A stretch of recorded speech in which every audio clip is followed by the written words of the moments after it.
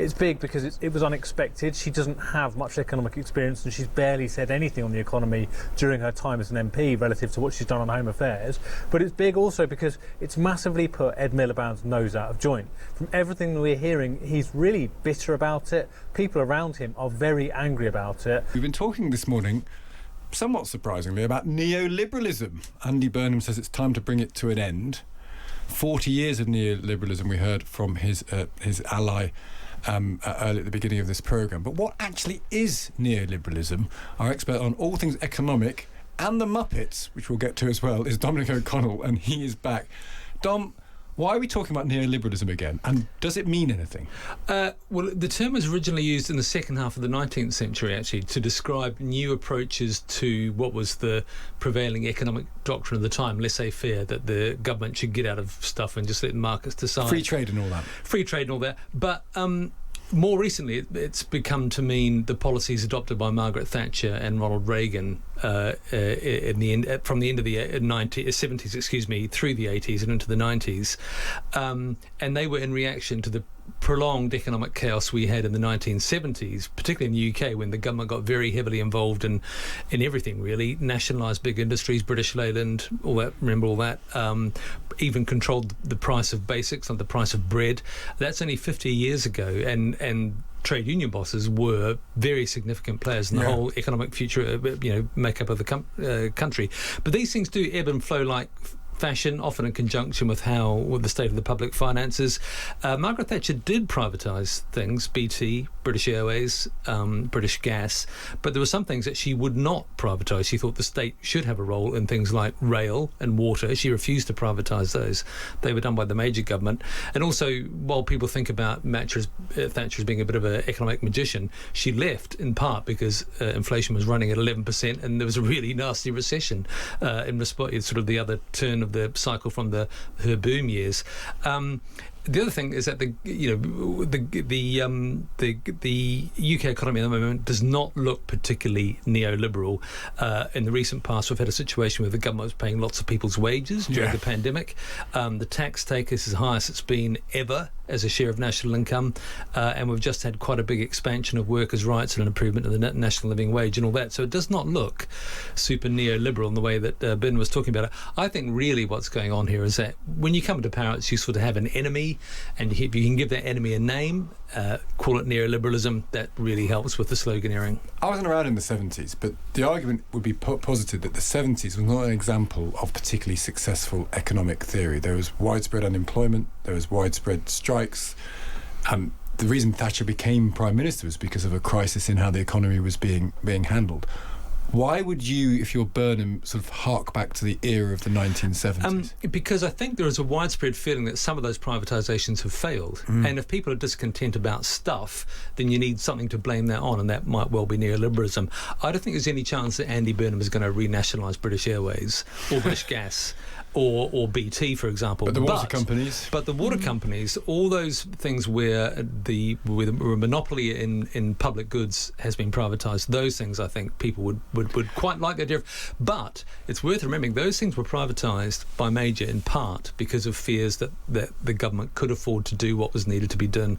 And I was around and writing about water privatisation at the time. One of the big things that drove water privatisation was the advent of the EU wastewater directive, which was going to put huge spending requirements onto water boards and water authorities as they were, and the government said we don't want to do that, we need to get private finance involved, and that was what drove it. And there's an argument in the 70s, equality, particularly asset equality, was better than it is now. Now some people make the argument that we were more equally poor, but at least I presume that's an argument they're making for, that the asset inequality has got worse in the last 2 decades. Has it?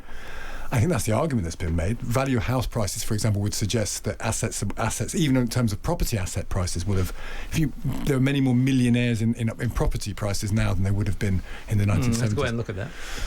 Well, I think we're going to have to, because what does it want to return to? Actually, the Gini coefficient, which measures inequality, hasn't moved much ever in the past. Well, in the past decade, certainly hasn't moved much. I mean, there are outliers which are not captured by the average, but and they become very politically salient, don't they? Because then it's the haves versus the have-nots, which become very important to people like Burnham. Now, before you go, halftime show in the World Cup.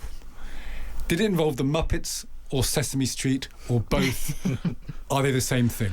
They're not the same thing. The Muppets was originally Sesame Street was originally a kids' television show created. Guess when it first aired? Actually, I was looking this up. 73. 61. 69. Oh, So a few months after the moon landings, Sesame Street debuted. It was created by a not-for-profit called Children's Television Workshop.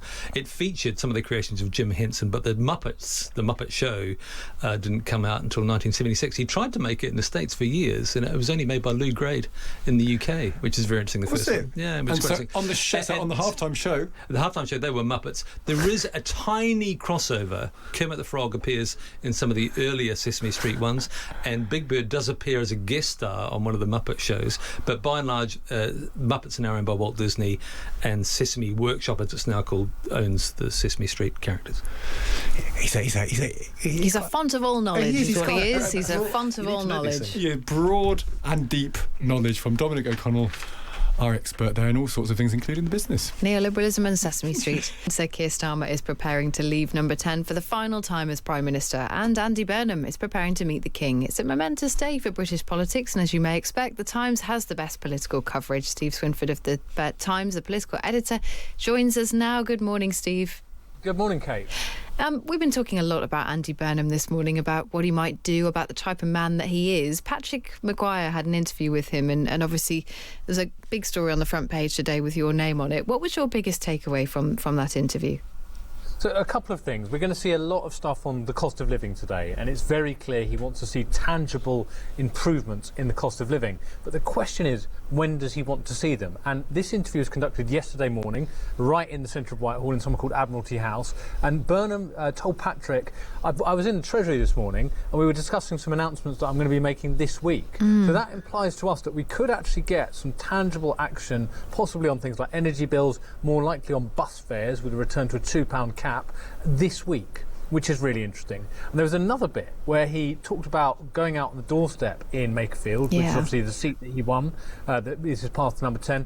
And he said that voters expressed frustration time and again on the subject of the personal allowance. So this is the amount that you can earn tax-free, which is currently £12,570. It's been frozen since 2021 in a massive stealth tax. So as people earn more of their earnings get tax taken away from them. And he's obviously concerned about that. And that was really interesting. We've heard suggestions that they are concerned and want to look at tax for low earners and possible tax cuts for low earners, but that appears to be the first confirmation from anyone directly and publicly that that is something that they're thinking about. So what we may end up in a few months' time is a world where taxes on higher earners go up and taxes on wealth particularly go up, but they could be looking at some kind of tax cuts for low earners. Yeah, we'll definitely keep an eye on that, Steve. And the other thing we'll be looking at, we've just been talking about it with Manveen Rana and Albiam Ancona on our panel, is the cabinet, the makeup of the cabinet. What are you hearing? What's the latest that you're hearing on that?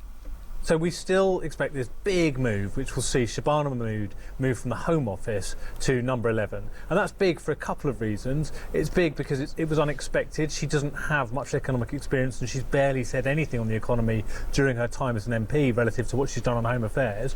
But it's big also because it's massively put Ed Miliband's nose out of joint. From everything we're hearing, he's really bitter about it. People around him are very angry about it, and there could be a lot of tensions to come over that. So Ed Miliband may end up as Foreign Secretary instead. That in itself is pretty contentious. The US is strongly opposed to the idea of Ed Miliband becoming Foreign Secretary because of his support for what Donald Trump calls windmills in his current job as Energy Secretary. And then you're going to see there'll be winners. People like Lou Haig is going, with the former Transport Secretary, will become, we expect, the Chancellor of the Duchy of Lancaster, and that's running the engine room of the economy. Annalise Midgley could become the chair of the Labour Party. There'll be a return for Wes Streeting in some form, either possibly to Home Office or Ministry of Defence.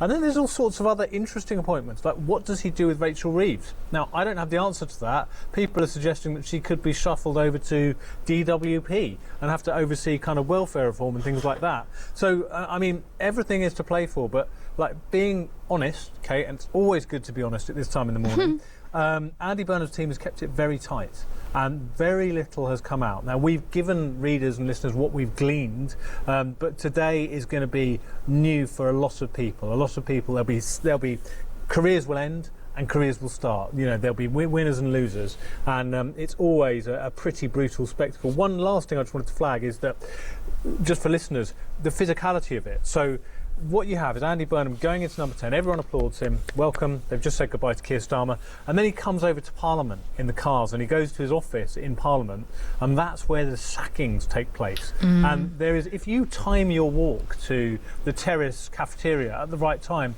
often you can accidentally bump into ministers over the years. This has happened to me several occasions. Who are on their way to be sacked. Yes. There is a kind of it's a physical. And so he does that, and then he kind of hops back to number 10.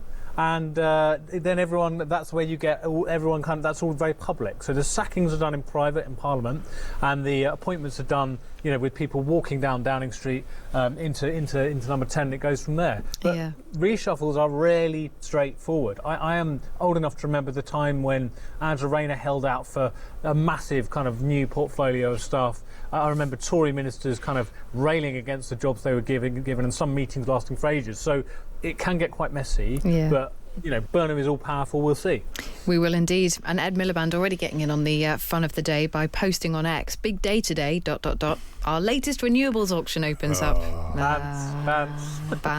Lots of bants today to be had, Steve. You're right in the mix of it. I'm sure we'll hear from you throughout the day. Thanks very much. Thank you, Kate. That is Steven Swinford there, the political editor of The Times. A couple of people made the point that it speaks well of the Burnham's operation that it's been so not leaky. That he must have known this for a while, and not much has actually come out, has it? If Steve Swinford doesn't know, then that's a sign of not a leaky operation. He becomes Prime Minister today, of course. Andy Burnham, not Steve Swinford, although he would do a good job. Do a good job.